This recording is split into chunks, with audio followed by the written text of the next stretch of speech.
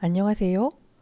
오늘은 지난 시간에 이탈리아의 여성 화가인 젠틸레스키에 이어서 북유럽에서 활동했던 여성 화가들의 작업에 대해서 살펴보도록 하겠습니다. 자, 지난 시간에 잠깐 언급했던 것처럼 소위 플랑드르라고 불리는 지역에서는 15세기, 16세기에 이미 이탈리아 여성들보다 훨씬 더 많은 자유를 누렸고 상대적으로 광범위한 직업 활동을 할 수 있도록 보장이 되었기 때문에 그 많은 여성들이 미술 활동, 실제 길드에 소속되어서 그 작가로 활동할 수 있었던 것으로 보입니다. 여기에 대해서 뭐 되게 많은 자료가 남아 있지는 않지만 그 플랑드르 쪽의 자료를 보면 15세기에 이미 많은 여성 화가들의 이름이 언급이 되어 있습니다. 그래서 15세기부터 이렇게 활동을 활발하게 했던 여성 화가들은 남성 화가들처럼 이탈리아에 유학을 가기도 했고, 이 유학을 끝내고 와서는 그 길드에 소속이 되어서 전문적인 활동을 받은 것으로 이제 알려져 있습니다. 유명하게 뭐 드러난 여성 미술가들의 기록을 찾아보기는 쉽지 않지만 사실 북유럽은 이제 종교 개혁의 영향으로 이제 그 보다 실용적이고 그다음에 그 모든 사람들이 노동을 해야만 하고 그게 온당한 일이다라는 생각이 있었기 때문에 여성들이 실제 뭐 경제 활동을 하는 것에 대해서 크게 문제시하지 않았던 것으로 보이고요.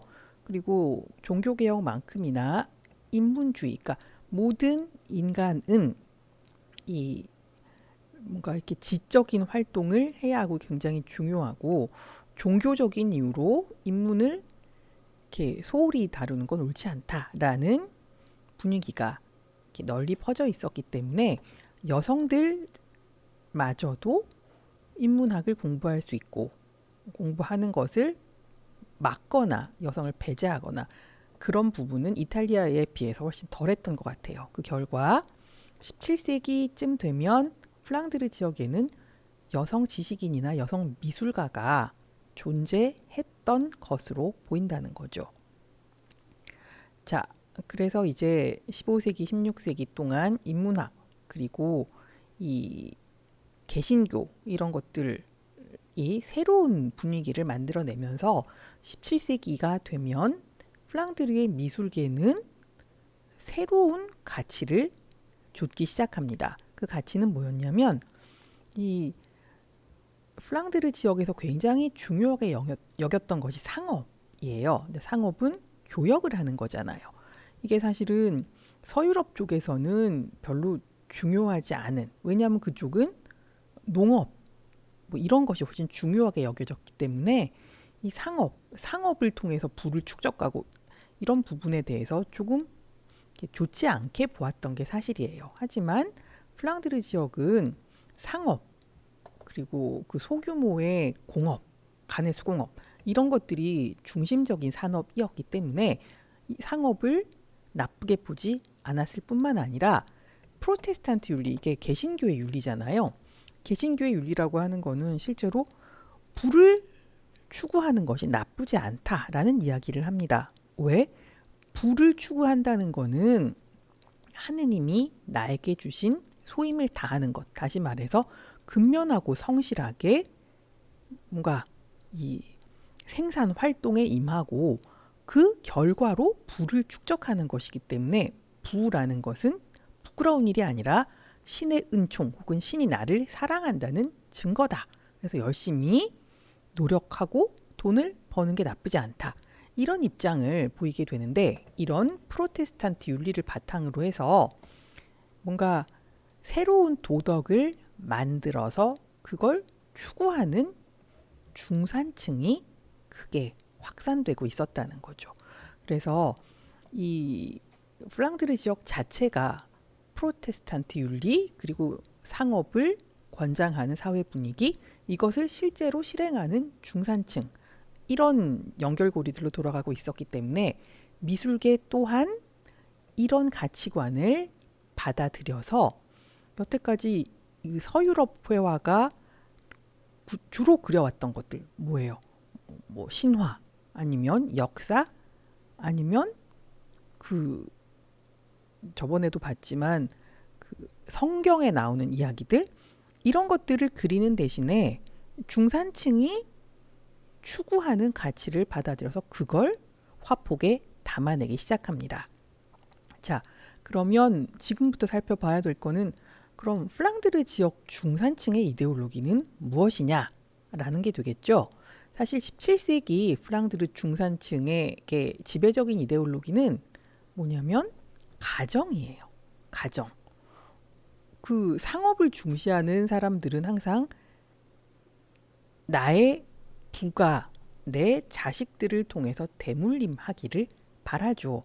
자연스럽게 플랑드르 중산층의 지배 이데올로기는 가정을 중심으로 작동하게 됩니다. 그래서 17세기 플랑드르 미술은 교회가 아니라 가정을 그려내는 것으로 바뀌게 된다는 거죠. 그래서 당시 플랑드르 화가들이 그렸던 것들은 일상적인 사건들, 그러니까 가정에서 일어나는 사건들 얘기하자면 남자들이 이제 그 어떤 소소한 활동들 이런 것을 담아내거나 아니면 부인들이나 아이들의 활동, 그러니까 부인들은 가사를 돌보거나 뭐 이런 것, 아이들을 돌보거나 이런 것을 실제로 그리는 일에 굉장히 열을 올렸다는 거죠. 그래서 17세기 플랑드르 회화에는 언제나 가정이 등장하게 되는데 이런 부분은 이탈리아 회화와는 굉장히 큰 차이로 드러나게 됩니다. 자, 우리가 지난 시간에 젠틸레스키를 봤을 때도 젠틸레스키 그림들이 대부분 다 성경에 나오는 중요한 테마들과 관련이 있었죠. 그죠?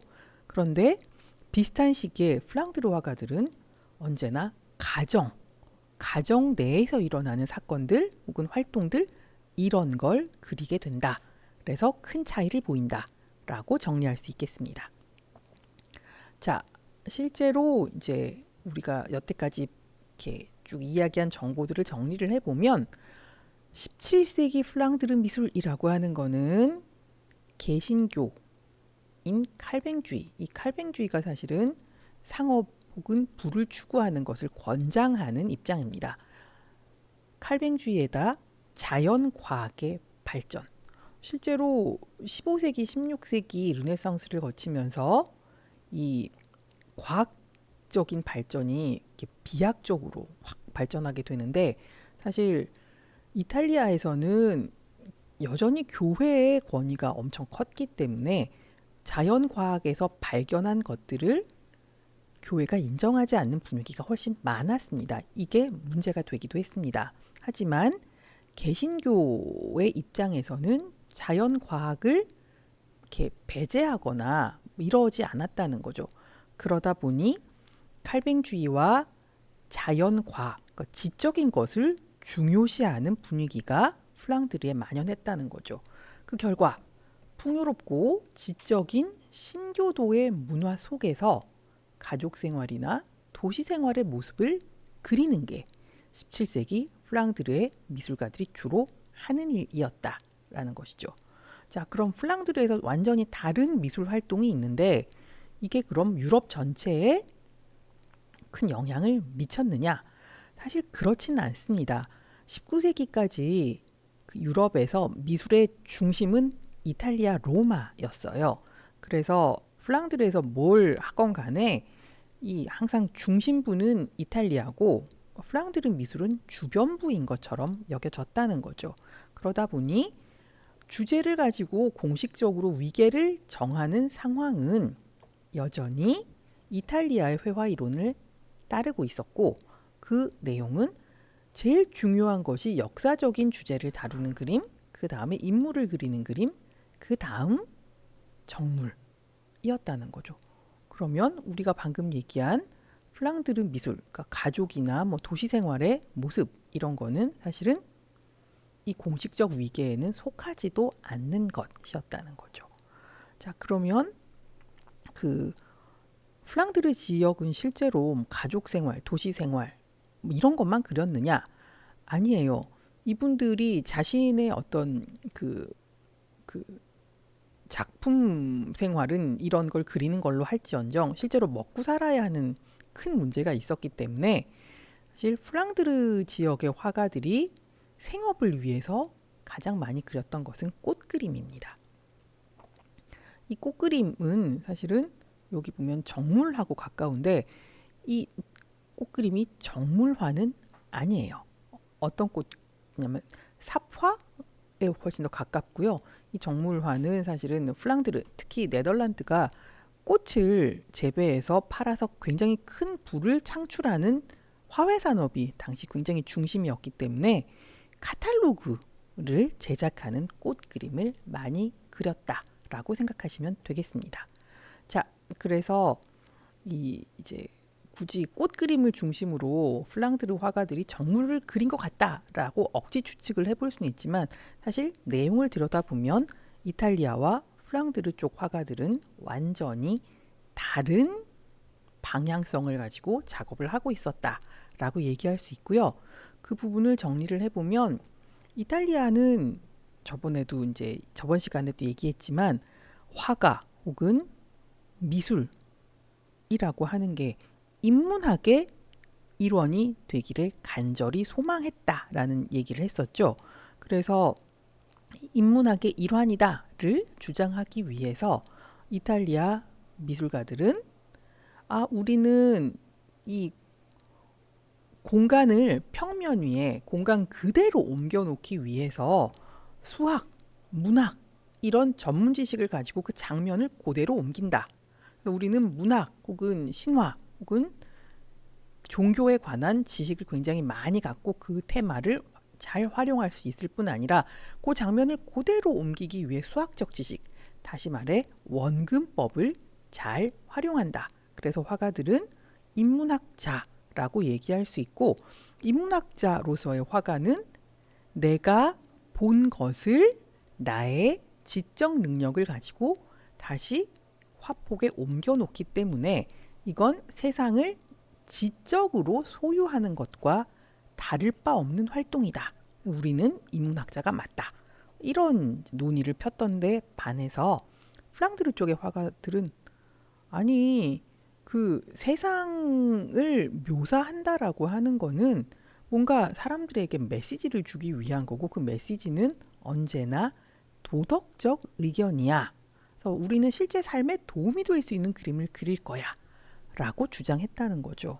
그래서 좀 다르다. 이쪽은 인문학자로서의 면모를 주장하는 그런 논리를 폈고 플랑드르 화가들은 도덕적인 그림을 그려서 사람들을 교화하는 게 그들의 목적이었다라고 얘기할 수 있습니다.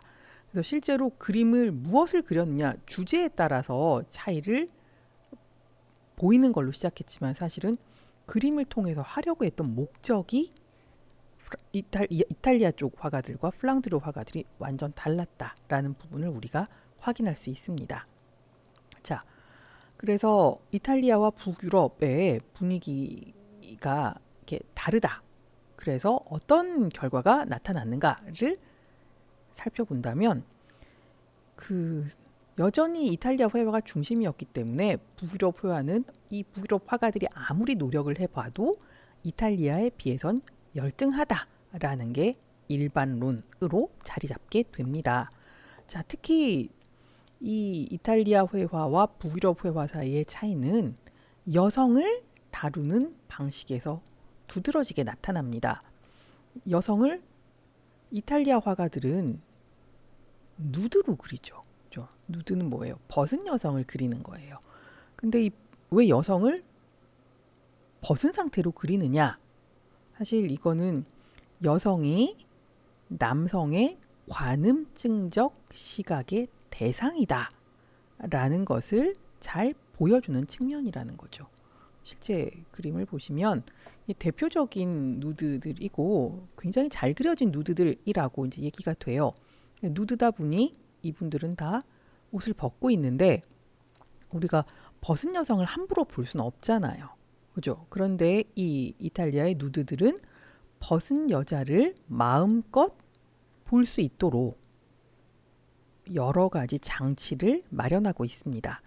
자, 그래서 그 장치들을 잘 담아내면 그 누드는 누구든지 거리낌 없이 그리고 불편하지 않게 여성의 벗은 몸을 볼 수 있도록 되는 거죠.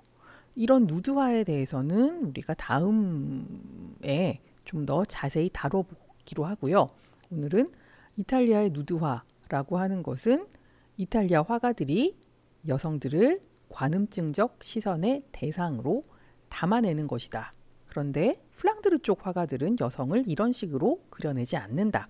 여성을 담아내는 방식에서 굉장히 큰 차이를 보인다. 뭐 이런 얘기를 할 수 있겠습니다. 실제로 비슷한 시기는 아니죠. 이쪽 17세기니까. 자, 17세기에 플랑드르 지역에서 그려졌던 여성 이미지는 대표적으로 베르메르라는 화가의 그림을 통해서 잘 볼 수 있습니다. 베르메르는 그 부르는 방식이 굉장히 다양한 것 같아요. 베르메르라고 부르는 게 가장 일반적이고요. 영어권에서는 베르미어라고 부르기도 하고요. 실제로 네덜란드 식으로 읽으면 페르베르트라고 읽는 게 더 맞다고 하네요. 그래서 이걸 어떻게 읽어야 되는지 모르겠지만 아무튼 일반적으로는 베르메르 요렇게 씁니다. 라고 읽는다. 라고 말씀드리고요. 이 베르메르의 그림은 주로 여성을 그린 그림이 되게 많아요. 그런데 아까 누드처럼 여성을 관음증의 대상으로 그리는 것이 아니라 실제 무언가를 하고 있는 여성을 그립니다. 여기서 보면 이 물주전자를 들고 있는 여인이죠. 그래서 물주전자를 실제로 들고 있고 이 창가에서 지금 창문을 여는 것 같죠. 이건 열면서 지금 물주전자를 들고 뭔가를 하려고 한다는 거예요. 그러니까 가사 노동을 하고 있는 여성을 그려냅니다. 얼굴도 보면 잘 분명하게 보이지 않죠. 그죠?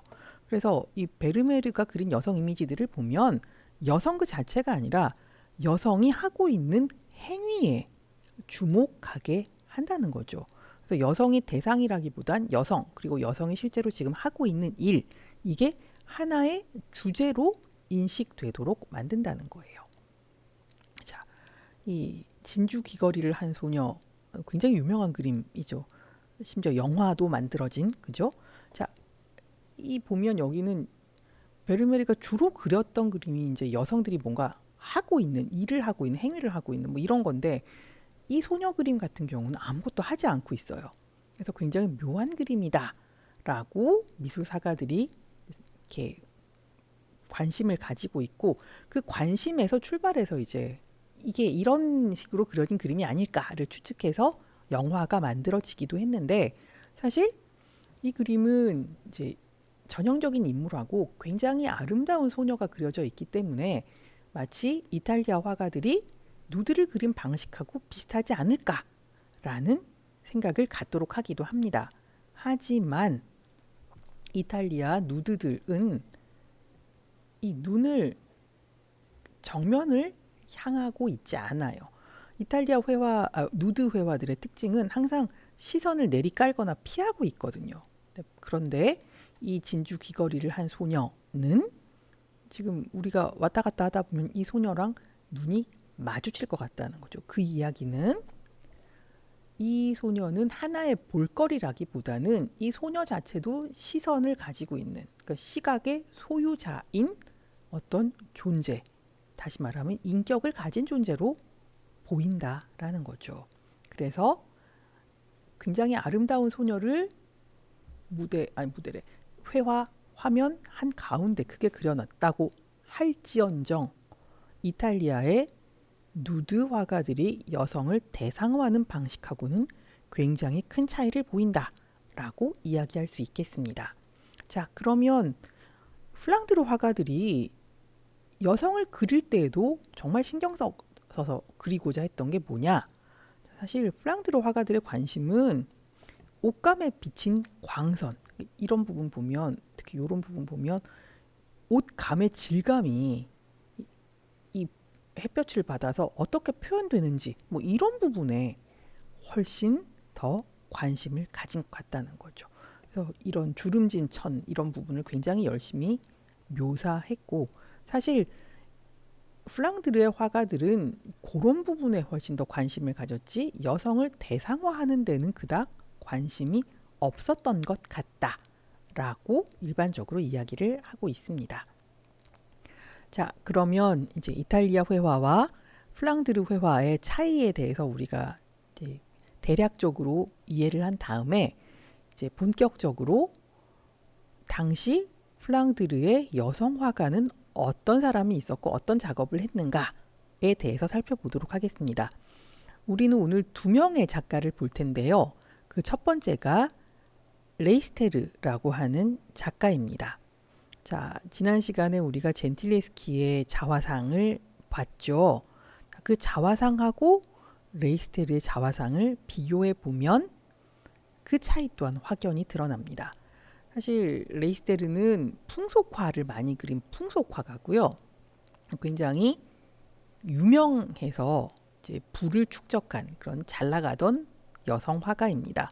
자, 그래서 이 분을 보면 자기가 화가임을 드러내기 위해서 그림을 그리고 있는 장면을 자화상의 배경으로 쓰고 있는데, 사실 이분은 그림을 그리는데 지금 몰두하고 있지 않죠. 정면을 보면서 이렇게 미소를 짓고 있어요. 근데 사실 잘 보시면 머리를 감싸고 있는 레이스, 그리고 목 부분에 있는 이 레이스 받침, 그리고 소매에 있는 이 레이스. 자, 이게 당시 레이스는 굉장히 고가의 일종의 사치품으로 여겨졌던 것이죠. 네. 그림을 그리면서 요 레이스를 이렇게 온 몸에 감고서 그림을 그린다? 아니라는 거예요. 그래서 이 작가는 지금 자신의 자화상을 통해서 나 이렇게 그림을 잘 그리고 그림에 전념하는 예술가야를 보여주기보다는 나 그림 그려서 이만큼 성공했어를 보여주고자 하는 의도가 더 강하다라고 얘기할 수 있고요. 대부분의 자화상은 이런 식으로 그려집니다.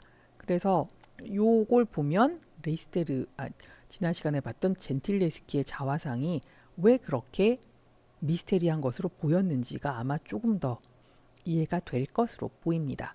자, 그런데 이 작가는 이제 풍속화를 그려서 이렇게 뭐 카드하다가 이제 남을 속이는 사람의 모습을 포착한다거나 뭐 이런 걸 주로 그려요. 그래서 권선징악, 도덕적인 행위 이런 걸 강조하는 그림을 그리는데, 사실 여성을 다루는 방식이 조금 독특합니다. 그래서 그 부분을 볼 텐데, 그 부분을 보기 위해서는 우리가 이해해야 될 부분이 있습니다. 자, 17세기 중반쯤 되면 이제 네덜란드가 홀란드에 굉장히 중요한 산업이 두 가지가 있어요. 하나는 화훼 산업. 당시 튤립이 선풍적인 인기를 끌어서 튤립을 재배해서 파는 게 굉장히 중요한 산업이었다고 해요. 나머지 하나는 방직 산업이에요. 방직 산업이 발전을 하게 되면 배를 짜기 위한 많은 노동력이 필요하게 되고, 그래서 여성과 아이들이 그 노동력의 수요를 감당하기 위해서 실제 방직 공장에 가서 일을 해야만 했다고 하죠.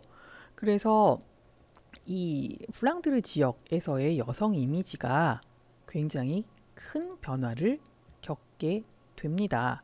자, 어떻게 변화를 겪게 되느냐면, 일단 노동자가 필요했기 때문에 여성이 배를 짜러 공장으로 가야만 했고, 배를 짜면 그냥 노동만 하고 오는 게 아니죠. 그죠? 배를 짜고 임금을 받아서 돌아와요.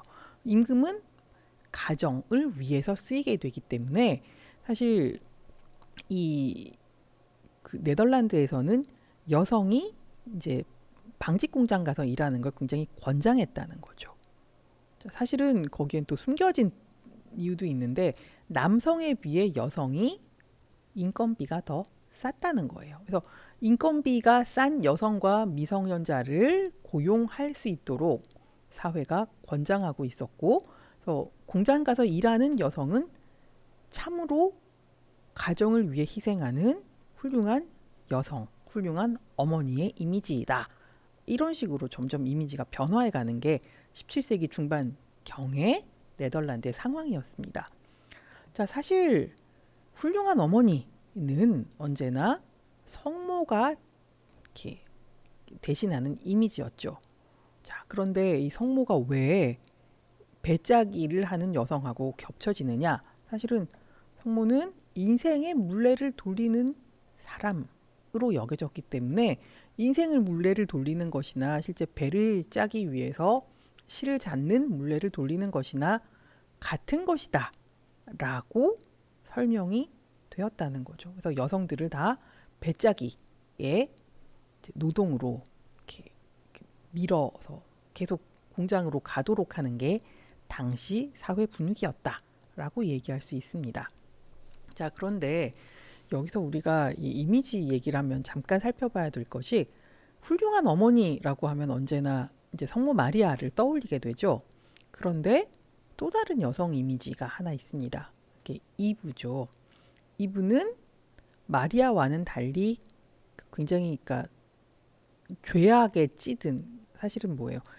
이브가 선악과를 따먹었기 때문에 우리가 에덴에서 쫓겨났고 그래서 우리 모두는 그 형벌을 받게 되는 거죠. 그러니까 이브는 아이를 임신하고 출산하고 기르는 고통을 그리고 아담은 그 가족을 먹여 살리도록 평생 노동을 해야 되는 그런 벌을 받게 됩니다.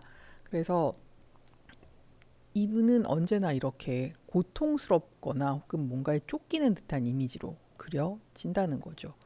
솔직히 이제 이 성모 마리아님과 이브가 같이 등장하는 이 성화들이 되게 많은데 대표적으로 이 산 갈가노 예배당에 그려진 이 벽화가 되게 중요하기도 하고 유명하기도 하고 그렇습니다. 여기 보시면 거의 무슨 천상의 여왕처럼 표현된 성모 마리아님이 아기 예수를 안고 후광도 그려져 있죠. 이렇게 군림하는 듯한 자태로 앉아 있는데 그 발치에 이브가 누워 있습니다. 근데 누워 있고 여기 이제 뭔가 글귀를 들고 있죠. 이게 뭐라고 하냐면 여기 나는 죄를 지었다. 그런데 여왕의 뱃속에, 그러니까 마리아님의 뱃속에 있었던 그리스도는 내가 지은 죄 때문에 우리 모두에게 이렇게 나누어진 그런 고난 이런 것을 구원하기 위해서 스스로 순환을 당했다. 다 나 때문이다. 이런 얘기죠. 그죠? 이런 얘기를 하면서 굉장히 이제 뭔가 그 반성하는 듯한 얼굴을 하고 있는데 사실 반성을 하는 자세 치고는 좀 이상하지 않아요? 이게 사실은 언제나 이브라고 하면 떠오르는 이미지라는 거죠. 그러니까 죄의 근원이고 반성을 해야 하고 반성하는 중이고 그런데 또 뭐예요? 자신의 죄를 갚기 위해서 형벌을 감내해야 된다는 거죠. 그게 뭐다? 생식이라는 거예요.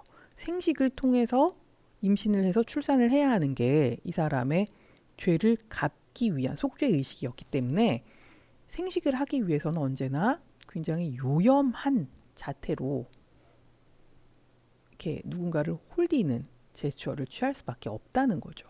그래서 이분은 항상 죄의 근원인 동시에 굉장히 매혹적인 존재로 그려지는 게 일반적이었다는 겁니다.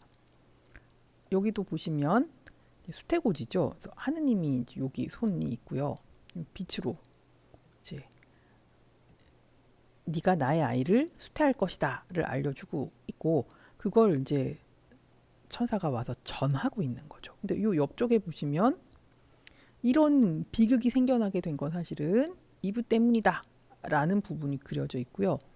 여기 세부를 좀 확대해서 보면 쫓겨나는 아담과 이브가 약간 죄의식에 젖어 있는 듯한 그런 느낌으로 그려져 있는 게 보입니다. 그래서 원래 훌륭한 어머니의 이미지는 언제나 마리아님이었는데 이 엄마가 되기 위해서는 사실은 이브의 어떤 매혹적인 자태, 유혹적인 뭐 이런 것들이 필요하다는 거죠. 그래서 어머니라고 하는 이제 이미지가 점점 이 두 여성 이미지가 결합되어 있는 방식으로 르네상스가 지나면서 점점 이렇게 변천해 오기 시작했다라는 것이고 여기 보면 르네상스에 그려진 넬 카스타뇨의 이브가 그걸 굉장히 잘 나타내 보여준다는 거예요. 여태까지 이브랑 되게 달라요. 여기는 죄의식, 반성 내지는 유혹에 눈길 이런 게 없죠. 굉장히 당당한 여전사 이미지라는 거예요. 무엇을 지키는 여전사냐? 사실은 가족을 지키는 여전사로 이브의 이미지가 변화합니다. 그래서 이 17세기의 플랑드르 지역에서는 요런 이브의 이미지가 그 항상 어머니의 이미지인 성모 마리아 이미지와 결합이 되어서 엄마는 언제나 가족을 지키기 위해 노력해야 되고, 그리고 가족을 누리기 위해서 또 이렇게 유혹적인 자태도 갖고 있어야 된다. 이런 식으로 여성 이미지가 굳어지게 됩니다.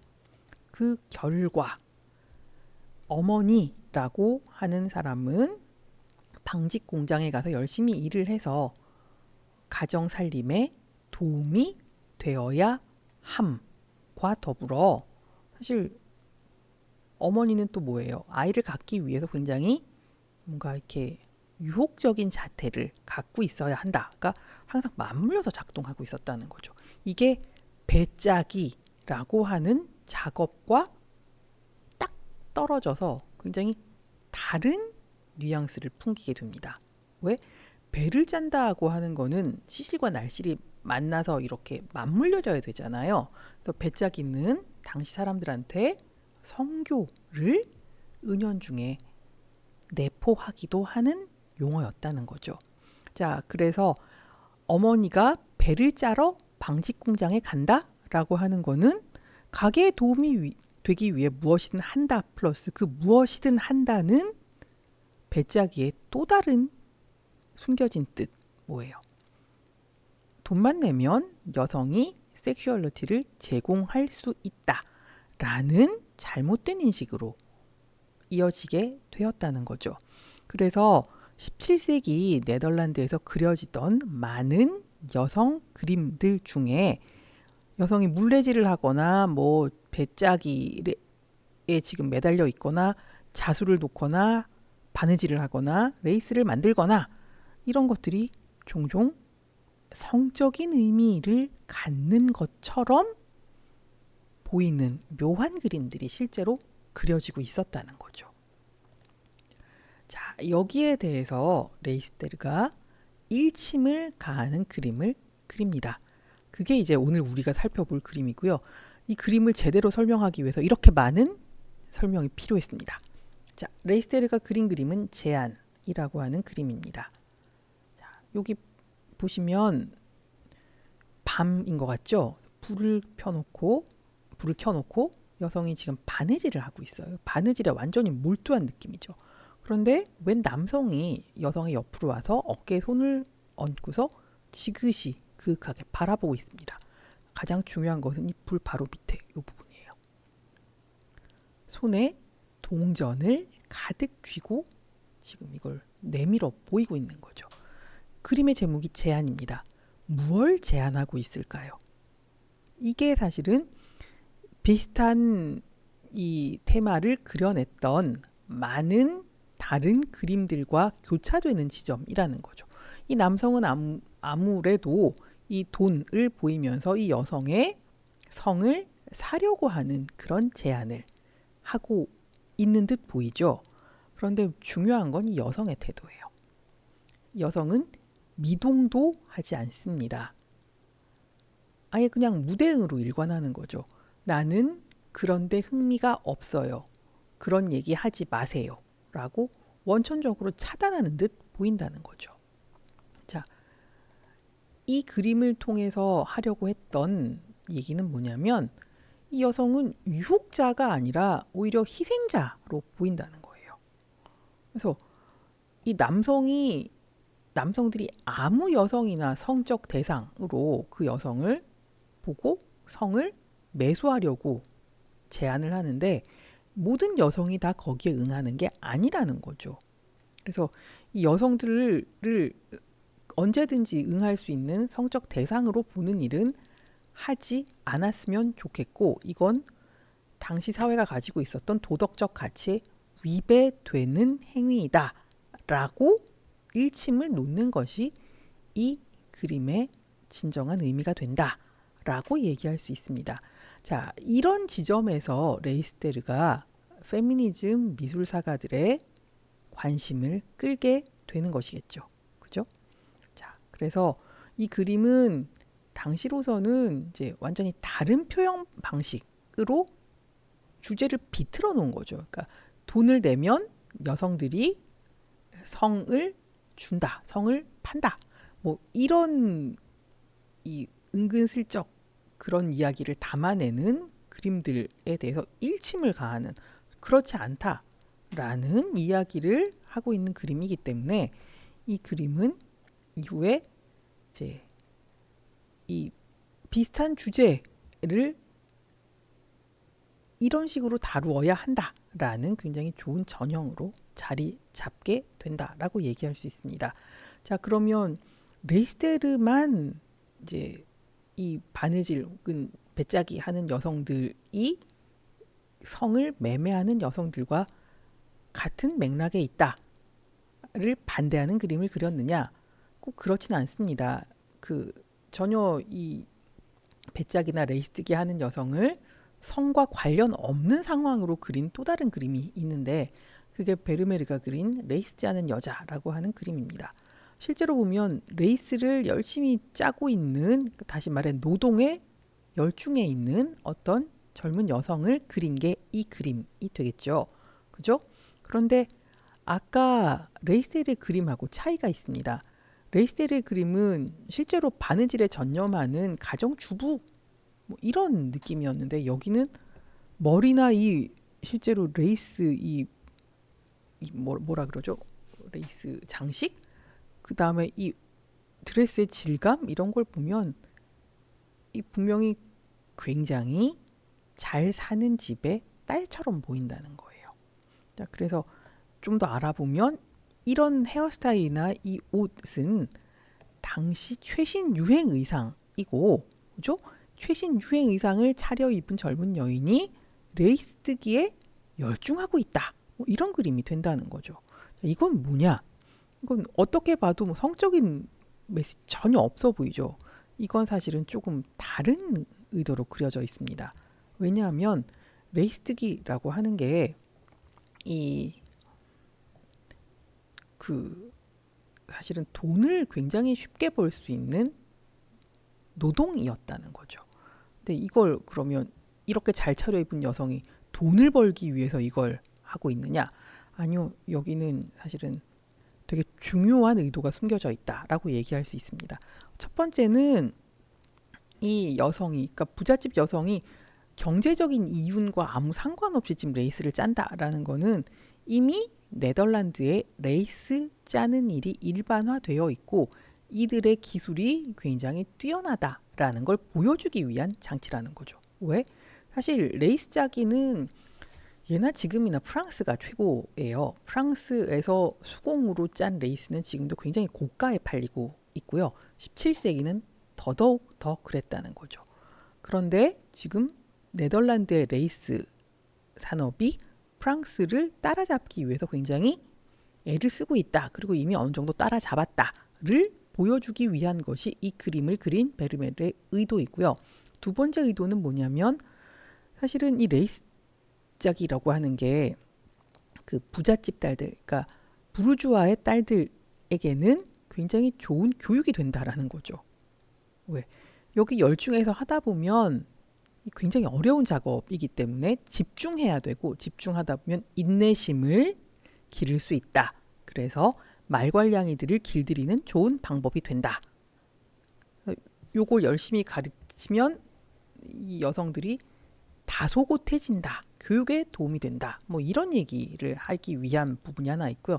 두 번째는 사실은 이 레이스 짜기를 권장하면 고아들 혹은 굉장히 어려운 가정의 딸들이 여기에 종사해서 돈을 벌 수 있다를 보여주기 위한 그림이었다고 합니다. 사실은 아까 이제 레이스테르의 그림은 여성성, 여성의 성적 자기 결정권에 관한 이야기를 담고 있었다고 한다면, 남성 화가인 베르메르가 그린 이 그림은 실은 당대의 전형적인 여성 이미지에 그러니까 순종적이고 인내하는 여성을 어떻게 만들 수 있는가에 관련된 이야기를 담고 있다는 점에서 또 확연한 차이를 보인다라고 이야기할 수 있습니다. 자, 이상에서 살펴본 것처럼 17세기 플랑드르 회화는 사실은 되게 이상적인 가정의 모습, 그러니까 여성이 자신의 임무, 그러니까 엄마, 아내로서의 임무에 충실해야 가정이 유지된다. 내지는 방금 베르메르의 그림처럼 이상적인 가정을 잘 유지하기 위해서는 여성들이 인내를 가지도록 교육받아야 한다. 뭐 이런 이야기와 관련돼서 그림이 그려졌다라는 게 한켠에 있고요. 그럼 플랑드르의 모든 회화가 17세기엔 딱 그걸 위해서 그려졌다? 그건 아니라는 거예요. 또 다른 한편으로 다른 류의 회화가 제작되기도 했는데 그 다른 류의 회화는 과학적인 목적을 위해 제작되었다는 것이죠. 지금부터 살펴볼 거는 과학적인 회화를 되게 뛰어나게 잘 그려냈던 여성을 살펴보도록 하겠습니다. 이 여성 화가는 메리안이라고 하는 분이고요. 메리안은 사실은 꽃그림의 대가였습니다.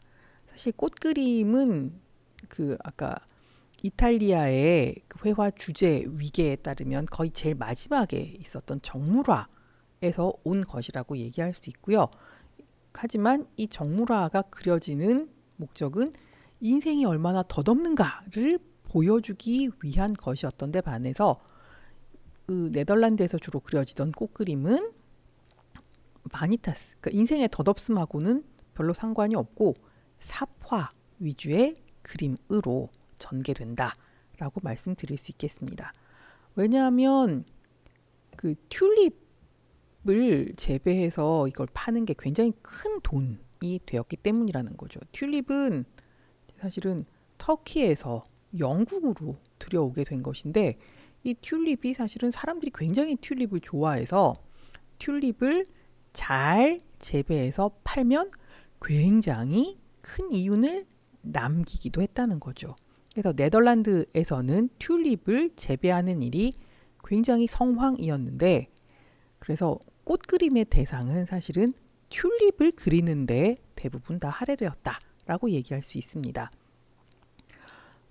아까 살펴봤던 레이스테르도 사실은 원래 꽃그림으로 출발했다는 거죠. 그래서 꽃그림을 그려서 어느 정도 기반을 다진 다음에 자신이 그리고 싶었던 풍속화를 그리는 쪽으로 나아갔다. 그래서 거의 이 꽃그림, 특히 튤립 그림은 모든 화가들, 특히 여성 화가들에게 있어서는 입지를 다지기 위한 발판과도 같은 것이었다라고 생각하시면 되겠습니다. 자, 그럼 튤립 그림 왜 그리느냐? 사실 튤립이 사시사철 피는 건 아니죠. 뭐 요즘에는 항상 피어 있습니다만 17세기에 튤립이 사시사철 필 수는 없어요. 그래서 튤립이 피어 있지 않은 계절에 튤립을 누가 사러 오면 어떻게 해요? 실제 꽃 대신에 카탈로그, 그러니까 삽화로 제작된 카탈로그를 보여줄 수밖에 없었다는 거죠. 그래서 이 삽화를 잘 그리는 일이 굉장히 중요해졌고 그래서 이 꽃 삽화를 그리는 건 처음에는 이제 아직 숙련되지 않은 뭔가 이렇게 계속 경험을 쌓아야 하는 그런 초심자 화가들의 몫이었는데 이게 레이스테르나 다른 유명한 화가들에게 경제적인 도움을 주고 이 사람들이 입지를 마련하는데 굉장히 큰 힘이 되었다라는 사실이 알려지게 되면서 많은 여성 화가들이 실제로 꽃그림, 식물그림, 삽화 이런 분야에 기꺼이 뛰어들어서 삽화 작가로 이름을 날리게 됩니다. 자, 뿐만 아니라 이 사실 네덜란드는 식민지 지배에 굉장히 열을 올렸는데 식민지는 멀리 떨어져 있잖아요. 그래서 완전히 다른 기후대를 갖고 있었기 때문에 거기에만 서식하는 식물과 동물들에 대한 연구의 일환으로 삽화 그리기에 대한 수요가 굉장히 많았다는 거죠. 그래서 사실은 과학적인 발견이나 연구를 위한 삽화를 정말 잘 그려냈던 사람이 지금부터 살펴보려고 하는 메리안의 작업입니다. 실제로 메리안의 작업은 지금까지도 굉장히 유명해요. 이 메리안의 작업은 당시로서는 과학 도안 혹은 과학 사파의 일대 변혁을 가져왔다라는 평가를 받을 만큼 대단한 것이었다고 합니다. 이렇게 생긴 분이고요. 메리안은 사실은 이제 그 아버지가 판화가였다고 해요. 그래서 아버지로부터 이제 그 미술에 대한 어떤 그, 뭐라 그래야지, 타고난 자질 이런 걸 물려받았는데, 아버지가 죽고 나서 어머니가 꽃그림 화가하고 재혼을 하게 됩니다. 그래서 원래부터 가지고 있는 자질에 매번 꽃그림을 그리는 걸 봤기 때문에 굉장히 자연스럽게 꽃을 그리는 화가가 될 수 있었다는 것이죠. 근데 이 메리안은 굉장히 이제 그 지적 능력이 뛰어나고 관찰력이 뛰어난 분이었다고 해요. 그래서 이제 그런 부분들을 살려서 곤충학에 입문을 하게 되는데, 곤충학자로서 이제 자신이 관찰한 것을 사파로 그려내는 일에 매진을 하게 된 거죠. 그래서 이 곤충의 변태 혹은 곤충이 서식하는 식물들, 이런 것들을 사파로 그려낸 것이 나중에는 책으로 출판됩니다. 그러니까 새로운 꽃의 책, 뭐 이런 이름으로 출판이 되어서 당시에 굉장히 큰 반향을 얻기도 합니다. 자, 실제로 메리안은 그냥 꽃을 그린 게 아니라 이 곤충들이 사는 꽃이나 곤충들이 서식하는 잎을 곤충과 함께 그리고, 그리고 곤충을 그냥 이런 곤충이 있어요를 그리는 게 아니라 곤충이 유충으로부터 이렇게 어떻게 변태를 하는지를 함께 그린다는 거죠. 그래서 이런 그림들은 당시에 곤충학에서도 굉장히 중요한 자료들로 이렇게 인정을 받게 되었습니다. 그 중에 가장 유명한 이제 사파집이, 이 제목이 좀 깁니다. 유충의 신비한 변태와 꽃의 신기한 영양 섭취라는 제목으로 출판이 되게 되는데, 이 책은 우리나라에도 번역이 되어 있어요. 그러니까 이게 그 곤충 사파집이다 보니까 어린 아이들이 보는 책으로 소개가 되어 있긴 한데, 이 내용을 보시면 와, 17세기에 이런 사파를, 사파 수준이 아니라 거의 무슨 사진으로 찍어 놓은 것 같은 굉장히 정교하게 그려진 사파라는 거죠. 그래서 이제 여전히 굉장히 그 유용한 그런 사파를 그려낸 사람이 메리안이다 라고 얘기할 수 있습니다. 자, 그래서 오늘날까지 유효하다라는 얘기는 당시로서는 굉장히 중요한 곤충 카탈로그로 여겨졌을 것이다 라는 이야기가 될 수 있고, 실제 린네가 그 분류 체계를 세우잖아요. 그래서 나눌 때 식물, 동물 이렇게 종을 분류하는 체계를 세우는데 거기에도 도움을 주었다라고 알려져 있습니다. 자, 그래서 계속 이 곤충과 식물 사파를 주로 그렸던 메리안은 그 나중에 이제 실제로 그 네덜란드를 떠나서 네덜란드의 그 식민지였던 수리남으로 이주를 하게 됩니다. 거기서 계속 곤충, 꽃을 관찰하고 수집하면서 사파를 그리게 됩니다. 그리고 그 결과물이 또 수리남에서의 곤충 변태라는 이름의 책으로 출간이 됐고, 이건 그 이 네덜란드뿐만 아니라 유럽 전역에서 굉장히 중요한 자료로 알려지게 됩니다. 그러니까 수리남을 가기가 힘들잖아요. 근데 수리남에 살고 있는 특이한 식물, 곤충 이런 것들을 사파로 담아놨었기 때문에 이 책은 여러 언어로 번역이 되어서 유럽 각국에 또 출판이 되게 됩니다. 자, 여태까지 살펴본 바에 따르면 메리안의 작품은 미술사학자뿐 아니라 과학자들의 관심을 끌기도 했다는 거죠. 그 이유는 메리안의 작업이 언제나 과학적 연구에 바탕을 두고 있었고, 이걸 굉장히 잘 표현을 해냈기 때문에 이 양쪽 진영으로부터 큰 관심을 받았다라는 것이죠. 그리고 메리안의 이 사파, 도판들은 당시뿐만 아니라 지금까지도 가장 아름다운 과학 사파로 여겨지고 우리나라에도 출판이 되어 있다라고 이야기할 수 있겠습니다. 자, 그래서 이 결은 좀 다르지만 메리안처럼 완전히 과학 작업을 한 사람도 있었지만 17세기 중후반을 거치면서 이 플랑드르 지방의 많은 화가들이 꽃 그림을 그렸고, 그래서 17세기 후반에 플랑드르는 꽃 그림의 전성기라고 얘기할 수 있을 것 같습니다. 자, 왜 이 마무리를 이렇게 하느냐? 사실 이 꽃 그림을 잘 그리게 된 여성 화가들은 꽃 그림으로 유명해져서 유럽 전역의 왕실의 초상화를 그리는 화가로 대거 입성하게 됩니다. 그 중에서 특히 프랑스에서는 이제 여성 예술가의 이름으로 초대가 되어서 이제 문화계, 다시 말해 살롱에 소개가 되고, 그래서 여성 화가의 존재가 인정을 받게 되는 되게 중요한 계기가 되게 되기 때문에 이 17세기 후반 플랑드르 지역의 꽃 그림과 여성 화가의 문제는 우리가 그냥 흘러 넘길 수 있는 일은 아니다라는 부분을 말씀드리겠습니다. 자, 그러면 이제 18세기 유럽 꽃 그림을 그리던 여성 화가들이 어떻게 프랑스 문화계와 왕실로 진출하게 되었는가, 그 사람들은 어떤 일을 했는가의 부분을 우리가 이제 궁금해하게 될 텐데, 저만 궁금한가요? 아무튼 이제 17세기를 봤으니 18세기로 넘어가는 것이 굉장히 당연하기 때문에 다음 시간에는 18세기 프랑스 궁정 화가들 중 여성 화가들의 문제를 다루어 보는 시간을 갖도록 하겠습니다. 오늘은 여기까지 하겠습니다. 자, 긴 시간 동안 재미없는 얘기 듣느라고 힘들었을 텐데 힘내시고요. 다음 시간엔 줌에서 뵙도록 하겠습니다. 감사합니다.